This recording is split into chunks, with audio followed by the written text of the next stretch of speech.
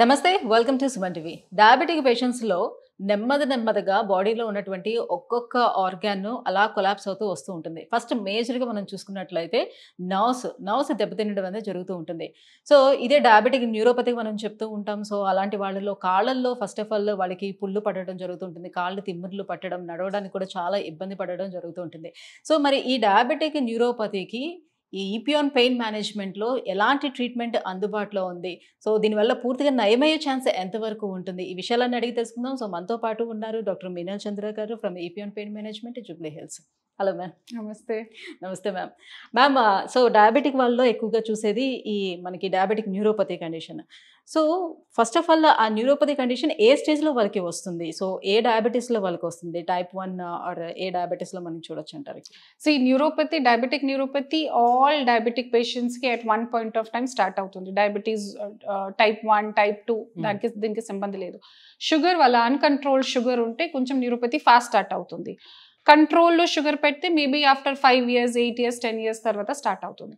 ఇప్పుడు what I'm seeing is పేషెంట్స్కి first neuropathy start అవుతుంది. దానివల్ల దే చెక్ షుగర్ హై ఉంది. ఓకేనా? సో ఇది కూడా చాలా కేసెస్ చూస్తున్నాను ఇప్పుడు. అండ్ సెకండ్ పాయింట్ ఏంటి, ఇప్పుడు చాలా యంగ్ పేషెంట్స్ కి కూడా ఇది న్యూరోపతి స్టార్ట్ అవుతుంది. ఇది ముందు means long standing 8 years 10 years sugar వల్లకినే నర్వ్ డ్యామేజ్ అవుతుంది. సో న్యూరోపతి వల్ల నా దగ్గర వస్తున్నారు. బట్ ఇప్పుడు యంగ్ పేషెంట్స్ కూడా I'm seeing a lot of patients. And so sugar తప్పకుండా కంట్రోల్లో పెట్టాలి. And neuropathy is something that we can not ignore. Means sugar వల్లకి తప్పకుండా after few years nerve damage అవుతుంది. బేసిక్‌గా ఎలాంటి నర్వ్స్ డ్యామేజ్ అయ్యే అవకాశం ఉంటుంది? బాడీలో ఏ నర్వ్స్ ఎక్కువగా ఎఫెక్ట్ అవుతాయి? జనరల్గా ఇది కాల్కి 3-4 నర్వ్స్ ఉన్నాయి, చేయిలో 3-4 నర్వ్స్కి మోస్ట్ కామన్లీ తెలుస్తుంది.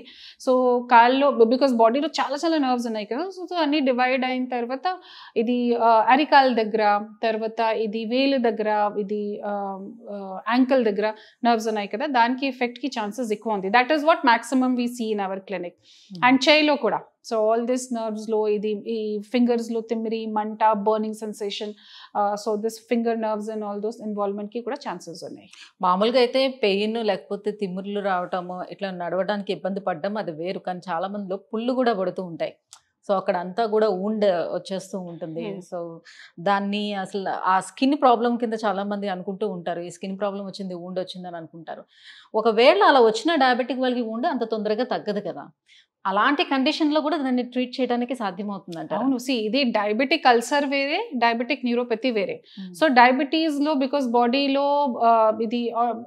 ఇది హీలింగ్ రియాక్షన్, హీలింగ్ కెపాసిటీ తక్కువ అవుతుంది కదా. సో దానివల్ల అల్సర్కి కొంచెం టైం పడుతుంది. సో కొన్ని అల్సర్స్ ఫాస్ట్గా కూడా హీల్ అవుతుంది. బట్ జనరల్గా diabetic ulcer it takes little long time. Okay. So diabetic ulcer వేరే, డయాబెటిక్ న్యూరోపతి వేరే. సో అల్సర్ ఉంటే కూడా న్యూరోపతికి నా దగ్గర ట్రీట్మెంట్ ఉంది. ఓకే.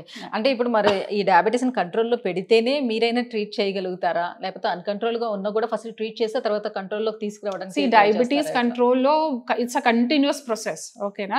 సో డయాబెటీస్ కంట్రోల్ ఒక 1 డేలో 2 డేస్లో రాదు కదా, it takes little time. So ఆ టైం వరకు పేషెంట్కి సఫరింగ్ ఉంది కదా, సో సైమల్టేనియస్గా నా ట్రీట్మెంట్ జరుగుతుంది. సో తప్పకుండా షుగర్ కంట్రోల్లో పెట్టాలి డైట్ ప్రకారం, ఆర్ డోసెస్, ఇది టాబ్లెట్స్కి డోస్ ప్రకారం, ఆర్ సపోజ్ పేషెంట్ ఇన్సులిన్ ఉంటే ఇది డయాబెటలాజిస్ట్ దగ్గర ఇది కంట్రోల్ చేయాలి.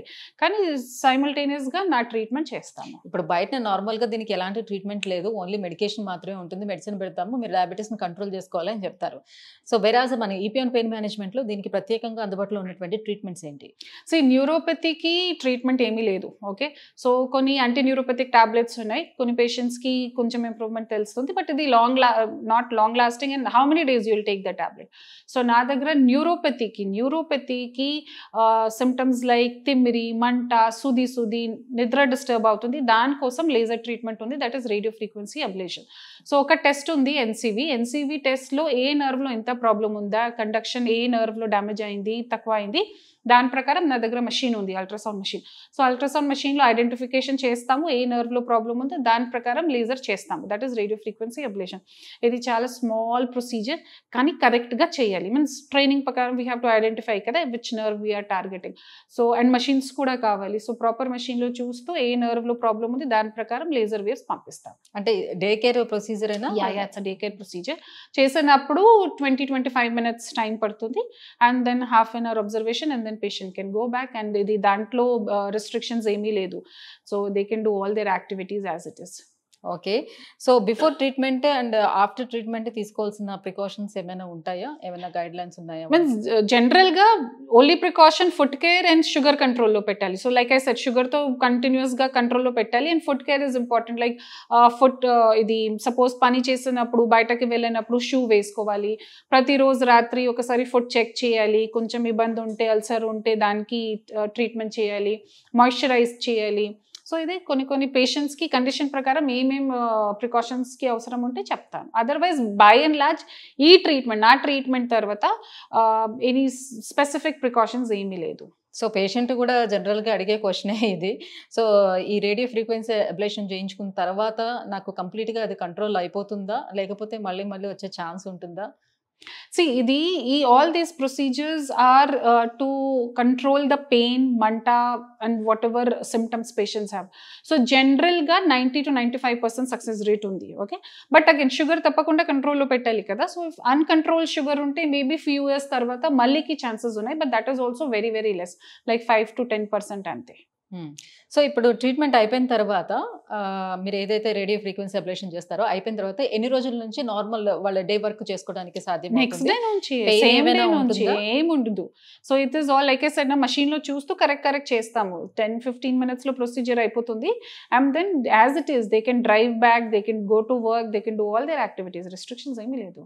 రైట్. సో ఈ డయాబెటిస్ న్యూరోపతికి first of all Epion pain management లోనే ఫస్ట్ మనం ట్రీట్ చేయడం అనేది జరుగుతుందని చెప్తున్నారు. దీని సక్సెస్ రేట్ అనేది ఎలా ఉంది? సో నా దగ్గర diabetic neuro first of all ఈ ట్రీట్మెంట్ ఇక్కడే చేస్తున్నాను. I have not heard of people doing, because ఇది లైక్ ఐ సెడ్ ఇది ట్రైనింగ్ ఉండాలి, మషీన్స్ ఉండాలి.